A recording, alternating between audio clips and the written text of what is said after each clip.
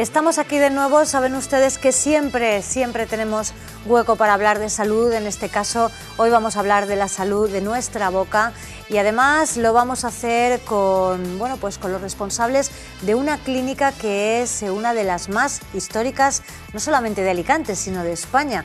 Nos da mucha satisfacción saber que, bueno, pues que hay una saga de odontólogos afincada aquí en Alicante que cumple 95 años. Les hablamos de la Clínica Dental Esteve y hoy nos acompaña el doctor Lino Esteve de la Clínica Dental Esteve. Bueno, pues digamos, ¿tercera generación? Exacto. Lino, tercera generación. Tercera. Y el doctor Guillem Esteve, también de la Clínica Dental Esteve, cuarta generación. Cuarta generación. ¿Qué tal? Buenas noches Buenas y bienvenidos. Noches. Buenas noches. Bueno, comentábamos antes fuera de cámara que es un auténtico reto el llegar tan lejos, son 95 años y me imagino que durante este año lo estaréis celebrando, ¿no? Porque es para estar muy orgulloso. Hombre, sí, la mera continuidad de la clínica después de pasando por tantas vicisitudes, tantos cambios sociales, técnicos, científicos, económicos que han habido, pues yo creo que es desde luego para celebrarlo, porque nosotros tratamos de mantener pues el mismo espíritu de servicio que tenía pues mi padre y mi abuelo y ahora mi hijo Guillem. ¿Es esa, podemos decir que es esa la clave? Es una de las claves importantes, es verdaderamente una de las claves es esa, porque estamos siempre un poco trastornados con la novedad, con lo nuevo, con lo revolucionario, y no nos damos cuenta que, como dicen los ingleses, cuando a veces vacías la bañera se te va el niño también. Es decir, hay que llevar cuidado con que hay cosas antiguas que hay que preservar. Claro. Los cambios son buenos, pero según y cómo. Claro. Vosotros estáis en el lado opuesto de lo que ahora se está empezando a conocer como franquicias de salud, que dan un servicio, bueno, pues muy publicitado, aparentemente muy barato, en el que, bueno, no llegamos a conocer a los profesionales porque a veces desaparecen antes de que lleguemos incluso a conocerlos. En fin, vosotros estáis en el otro lado, en el lado completamente opuesto. ¿Cómo valoráis este vuelco que ha dado vuestro sector en estos últimos años?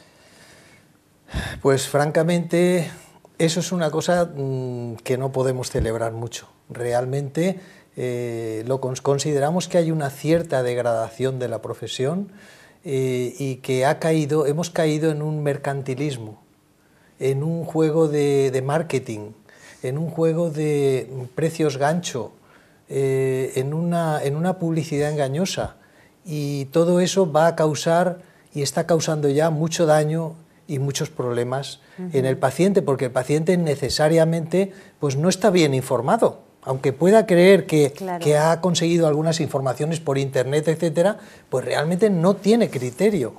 Claro. Y es objeto de cualquier tipo de abuso incluso pues podemos hablar hasta de engaño. Sí. ¿Tan grave es, Guillem? Pues sí, resulta grave porque cambian un poco la perspectiva de enfoque del servicio. El paciente ahora parece que vaya buscando un tratamiento concreto, cuando lo que tendría que ir buscando es un trato de confianza, una indicación por parte del dentista. No puedes ir buscando el implante dental o el empaste dental. Primero hay que ver si es realmente eso lo que necesitas. Claro. Y eso no lo vende la publicidad. ¿Hay soluciones? Pues sí, la información al paciente. Cuanta más información reciba el paciente, más preparado estará, más criterio tendrá para decidir y poder moverse. ¿Qué es lo que os diferencia de otro tipo de clínicas, ya sean estas que tienen este formato o cualquier otra, además de que sois los auténticos decanos de la profesión? Vamos a ver, yo para mí creo que lo principal es poner al paciente como fin último, o sea, no como un medio para, entre comillas, vender tratamientos. El paciente es nuestra finalidad y nosotros somos una profesión de servicio a un paciente concreto. Y eso es lo que el mercantilismo está olvidando. Y eso es lo que de los antiguos hemos de mantener y cuidar dentro de los nuevos avances científicos que indudablemente tiene la profesión.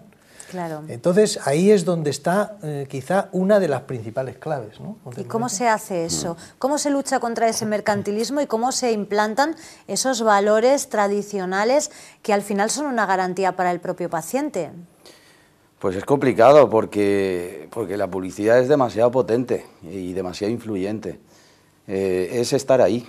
Yo creo que no hay otra manera más que en el día a día, en el paciente a paciente y luego pues a su vez el boca a boca. Y sobre todo pues inculcar una mentalidad activa hacia el paciente, que éste pregunte y vaya a varias clínicas, busque, no se deje llevar por una primera oferta y busque el dentista que le genere confianza antes de abrir la boca para que le realice un tratamiento.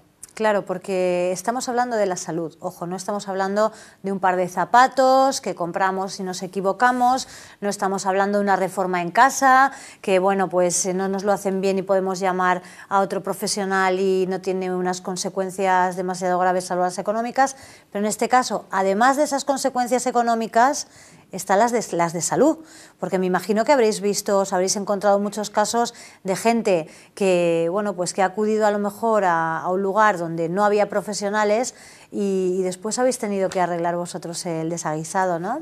Evidentemente. Es que la ley del mercado es buena, pero también es mala cuando se aplica, cuando no se le pone coto, cuando no se encauza. El mercado es una selva. Claro. Y entonces lo primero que tienen que hacer nuestros políticos es controlar la publicidad en materia sanitaria. No se puede decir por ahí que yo vendo un implante a 200 euros o a 400 euros. Eso es una barbaridad completa. O sea, la salud necesita otro enfoque. Entonces, claro, eso es lo que nuestros políticos tienen que hacer. Claro.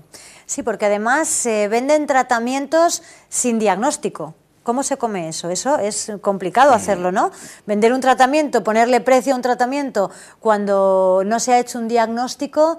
¿Cómo evaluáis vosotros a un paciente? ¿Cuáles son los pasos que seguís antes de adjudicarle un tratamiento a un paciente? Precisamente el diagnóstico, ya que tratas esa palabra, para mí es lo más complicado en la profesión, porque el tratamiento al fin y al cabo pues son 4 o 5 técnicas bien aplicadas que al final te las controlas, pero el diagnóstico, saber qué necesita este paciente concreto en este momento dado de su vida, eso es lo más difícil. Y entonces me parece muy raro y confuso que precisamente las franquicias vendan el diagnóstico gratuito, porque que para mí es la parte más complicada, no puedo llegar a entenderlo. Y claro, ahí está la clave. Es que el diagnóstico no es solo una cuestión médica, sino que es una cuestión relacionada con el paciente concreto que tienes delante. O sea, según el paciente y sus circunstancias, así hemos de tratarlo. Claro. Hemos de ver a la persona, lo que necesita, qué posibilidades tiene, cómo está su boca, cómo está su mente, su información, todo eso para buscar el mejor tratamiento. Y el tratamiento, ojo, no lo dictaminamos nosotros como unos dictadores que saben todo lo que tienen que saberse, sino que el tratamiento es algo que debe consensuarse entre la persona que lo va a recibir y el profesional que lo va a impartir. Por lo tanto, gran parte de nuestra labor previa a un tratamiento con un paciente es proporcionarle la información de ese tratamiento, las posibles complicaciones que puede tener, qué ocurre si no se realiza el tratamiento y en sí las diferentes opciones de tratamiento. Y cuando el paciente está harto informado, y eso cuesta tiempo y trabajo, no es sencillo, el diagnóstico, pues entonces decidimos entre los dos cuál es la mejor opción para él en ese momento. Así se hace, así sencillo. es como se debe hacer, pero yo me imagino que ahora algunos de nuestros telespectadores que nos estén viendo estarán diciendo, anda, pero si a mí me miraron así por encima y me dieron un presupuesto en 5 minutos. Claro, y ahí está el problema. Ahí está el problema. ¿Debemos desconfiar cuando nos hacen un diagnóstico rápido y nos dan un presupuesto en 5 minutos? Por desgracia, debemos tener un cierto grado de desconfianza siempre.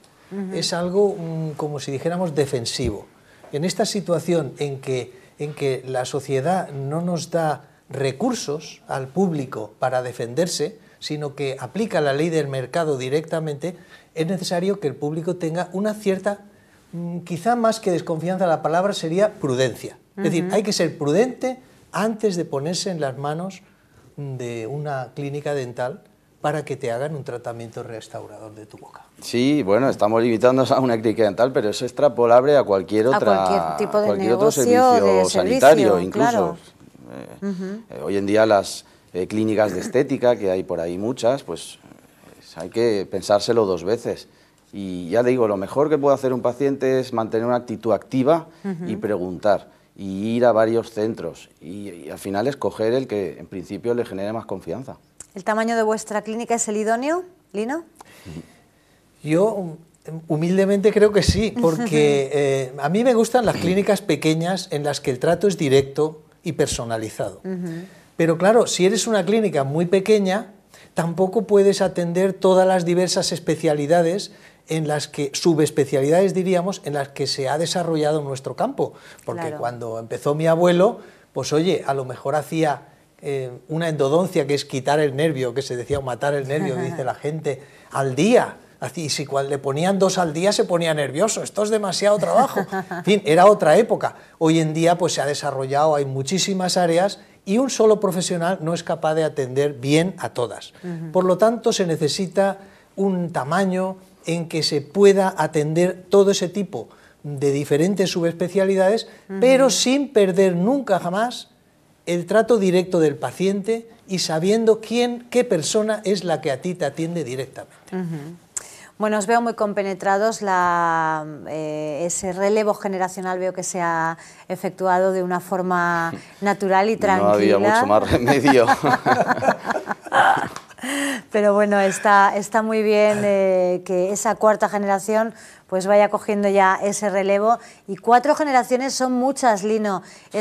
Repito, es un logro enorme, y yo os doy la enhorabuena y os doy las gracias por venir aquí, porque siempre, empresas como la vuestra son ejemplo para otros que empiezan y que dicen, bueno, quizá algún día yo cumpla 95 años al frente de mi profesión, o mi clínica cumpla 95 años y mis hijos, mis nietos sigan aquí, ¿no? Muchísimas gracias, lo dicho, y felicidades por esos 95. Muchas gracias. Gracias. Bueno, pues con esta sonrisa que se nos queda cuando contamos y hablamos con gente que hace bien las cosas, nos despedimos hoy. Volveremos la próxima semana, como siempre será el miércoles a partir de las 9 de la noche, aquí en Información TV y en este programa, en Alicante Hoy. Hasta entonces.